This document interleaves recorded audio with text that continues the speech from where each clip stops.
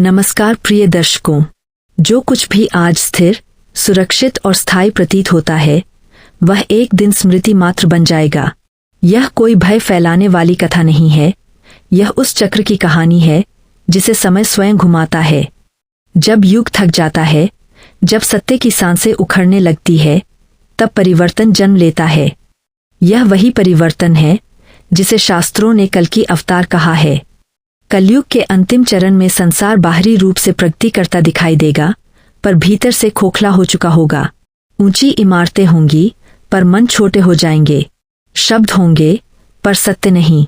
कानून होंगे, पर न्याय नहीं। धर्म के नाम पर भीड़ होगी, पर करुणा नहीं। प्रकृति संकेत देने लगेगी। ऋतुएं असंतुलित होंगी, कहीं अतिवृष्टि, कहीं वर्षों तक सूखा।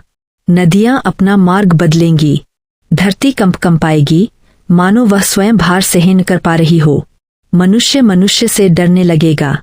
संबंध औपचारिक रह जाएंगे। स्वार्थ सर्वोपरि होगा। सत्ता और लालच मानव चेतना को जकड़ लेंगे। सत्य बोलना जोखिम बन जाएगा। और इसी अंधकार में एक पुकार उठेगी, हे नारायण, अब और नहीं, हमें दिशा दो, हमें धर्म दो। शास्त्रों में जिस संभल का उल्लेख है, वह किसी मानचित्र पर अंकित नहीं होगा। वह भूमि नहीं, एक अवस्था होगी जहां अभी भी धर्म की धड़कन जीवित होगी। उसी गूढ़ स्थान पर निवास करेंगे एक शांत ब्राह्मण, विष्णुयश। वे न प्रसिद्ध होंगे, न शक्तिशाली, पर उनके आचरण में सत्य होगा। उनकी पत्नी सुमति संयम, सेवा और साधना का जीवंत रूप होंगी। एक रात्रि सुमति एक दिव्य स्वप्न देखेंगी। आकाश से प्रकाश उतरेगा। उस प्रकाश में एक स्वर, माता, मैं आ रहा हूं, युग का भार उठाने। सुमति का हृदय कांप उठेगा। आंखों से अश्रु बह निकलेंगे। वैशाख शुक्ल द्वादशी। आकाश में मौन होगा, वायु स्थिर। और उसी क्षण एक बालक का जन्म।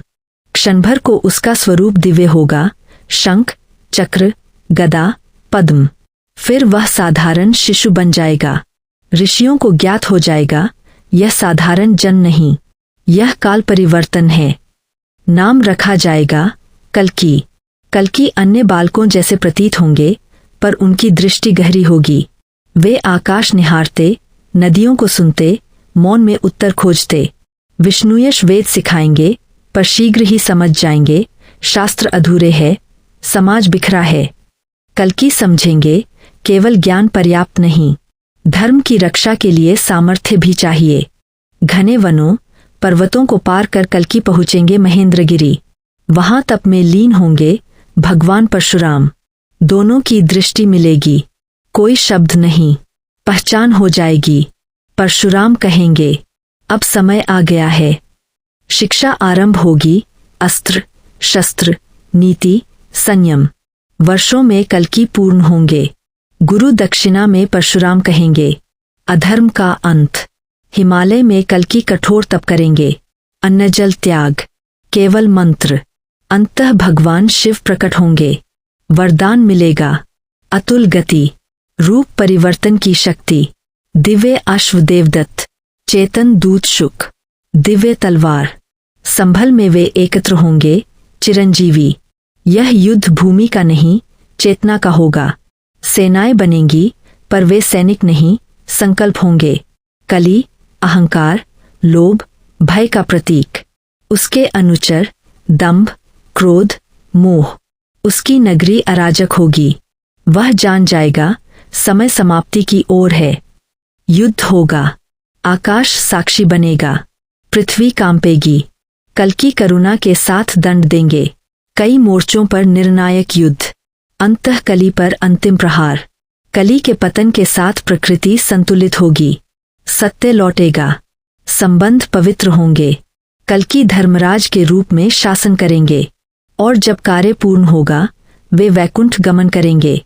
दर्शकों, यह कथा केवल भविष्य की नहीं, यह चेतावनी है और अवसर भी। अगर धर्म बाहर नहीं, तो भीतर जगाओ। कमेंट में लिखिए, जय कल्कि, जय धर्म।